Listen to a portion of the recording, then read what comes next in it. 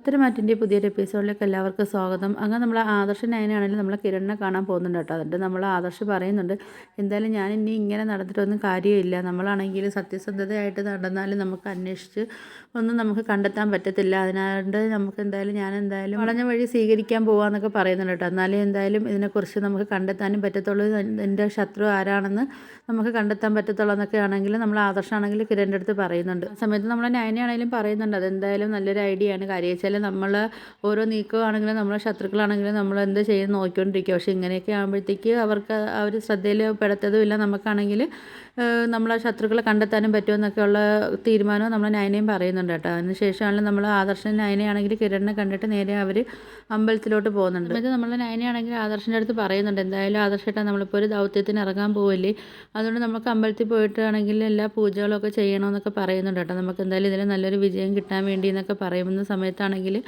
ആദർശ് പറയുന്നുണ്ട്, അത് നീ എന്താണെന്ന് വെച്ചാൽ നിൻ്റെ രീതിയിൽ നീ എല്ലാ കാര്യങ്ങളും ചെയ്തോ, പക്ഷേ എനിക്കിതിനകത്ത് എന്തായാലും വിജയിക്കണം, വിജയിച്ച് ശത്രുവിനെ കണ്ടെത്തിയിട്ടാണെങ്കിൽ എനിക്ക് തറവാടിലേക്ക് പോയിട്ട് മുത്തശ്ശൻ്റെ മുമ്പിൽ നല്ല തലയുയർത്തി പിടിച്ച് നിൽക്കണമെന്നൊക്കെ ആണെങ്കിൽ ആദർശ് പറയുന്നുണ്ട്. നമ്മൾ നയനി ആദർശമാണെങ്കിലും അമ്പലത്തിൽ വരുന്ന സമയത്താണെങ്കിലും നമ്മളെ മുത്തശ്ശിയാണെങ്കിലും അവിടെ നിന്ന് പൂജ കഴിഞ്ഞിട്ടാണെങ്കിലും അവരും ഇറങ്ങുന്നുണ്ട്. അപ്പോഴത്തേക്കും നമ്മളെ മുത്തശ്ശിയാണെങ്കിൽ ആദർശിനെ കണ്ടിട്ടാണെങ്കിൽ നല്ല സന്തോഷമൊക്കെ വരുന്നുണ്ട് കേട്ടോ, മുഖത്തെല്ലാം ചിരിയൊക്കെ വരുന്നുണ്ട്. ഇപ്പം നമ്മളെ മുത്തശ്ശൻ ചോദിക്കുന്നുണ്ട് എന്താ പറ്റിയെന്ന് ചോദിക്കുമ്പം മുത്തശ്ശി പറയുന്നുണ്ട്, അത് അങ്ങോട്ട് നോക്കിയെന്നൊക്കെ പറയുന്നുണ്ട് കേട്ടോ, അത് ആരാന്ന് നോക്കാൻ പറയുന്നുണ്ട്. അപ്പം മുത്തശ്ശൻ പറയുന്നുണ്ട്, എന്തായാലും ഞാനാണെങ്കിൽ പ്രാർത്ഥിച്ചപ്പോഴത്തേക്ക് എനിക്ക് എന്തായാലും ഒന്ന് കാണണമെന്നൊക്കെ ഞാൻ ആഗ്രഹിച്ചായിരുന്നല്ലോ, എന്തായാലും ഇപ്പോൾ കാണാൻ പറ്റിയല്ലോ എന്നൊക്കെ പറയുന്നുണ്ട്. ആ സമയത്ത് അത് തന്നെ നമ്മൾ ആദർശം ഞാനെടുത്ത് പറയുന്നത്, മുത്തശ്ശനെ എനിക്കൊന്ന് കാണണമെന്നുണ്ടായിരുന്നു, എന്തായാലും മുത്തശ്ശിയൊക്കെ കണ്ടല്ലോ, അപ്പോൾ എനിക്ക് ഒരുപാട് സന്തോഷമായെന്നൊക്കെ പറയുന്നുണ്ട് കേട്ടോ. പിന്നാണെങ്കിൽ നമ്മൾ ഞാനെ ചിന്തിക്കുന്നുണ്ട്, എന്തായാലും ഇനിയിപ്പം ആദർശേട്ടൻ അവിടെ നിന്ന് പോയതിന് ശേഷം മുത്തശ്ശന് ഒരു വിഷമം ഉണ്ടെന്ന് തോന്നുന്നൊക്കെ ഇങ്ങനെ പറയുന്നുണ്ട്. പക്ഷേ മുത്തശ്ശൻ എന്താണ് മനസ്സിൽ ഒളിപ്പിച്ച് വെച്ചിരിക്കുന്നതെന്നും പറയുന്നതുമില്ല. മുത്തശ്ശിക്കാണെങ്കിലും അതിനെക്കുറിച്ചൊരു സൂചന ഇല്ലെന്ന് തോന്നുന്നു,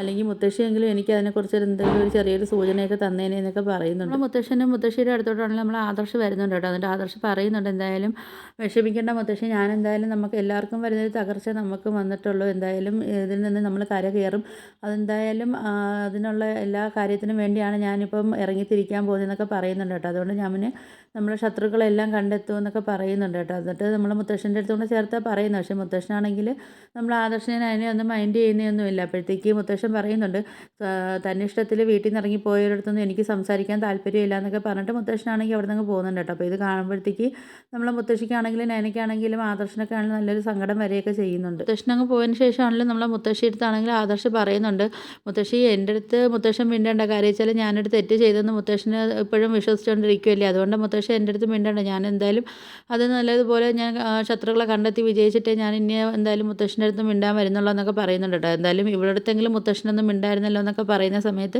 മുത്തശ്ശി പറയുന്നുണ്ട്, മോനിക്കാണെങ്കിലും മുത്തശ്ശൻ്റെ സ്വഭാവം അറിയാമല്ലോ, അപ്പം ആ ഒരു പ്രശ്നത്തിന് ശേഷമാണെങ്കിലും മുത്തശ്ശൻ്റെ സ്വഭാവമൊക്കെ ഇങ്ങനെയാണെന്നൊക്കെ പറയുന്നുണ്ട് കേട്ടോ. അപ്പോൾ എന്തായാലും അത് മാറും, മോൻ എന്തായാലും ഒരു കാര്യം എന്തായാലും ഏറ്റെടുത്തിട്ടുണ്ടല്ലോ, എന്തായാലും മോൻ അതിൽ നല്ല വിജയം കണ്ടെത്താനൊക്കെ പറയുന്നുണ്ട്. അങ്ങനെ മുത്തശ്ശി പറയുന്നുണ്ട്, എന്തായാലും മോനിക്ക് വേണ്ടി വിജയത്തിന് വേണ്ടി എന്തായാലും മുത്തശ്ശിയൊക്കെ പ്രാർത്ഥിച്ചിട്ടുണ്ട്, അതുകൊണ്ട് എന്തായാലും നല്ലതുപോലെ വരത്തുള്ളൂ എന്നൊക്കെ പറയുന്നുണ്ട്. എന്തായാലും ആ ഒരു മുത്തശ്ശൻ്റെ കൊച്ചുമോനല്ലേ നീ, അപ്പോൾ നിനക്കും ആ മുത്തശ്ശൻ്റെ വാശിയും കാര്യങ്ങളൊക്കെ ഉണ്ടാവുമല്ലോ എന്നൊക്കെ പറയുന്നുണ്ട്.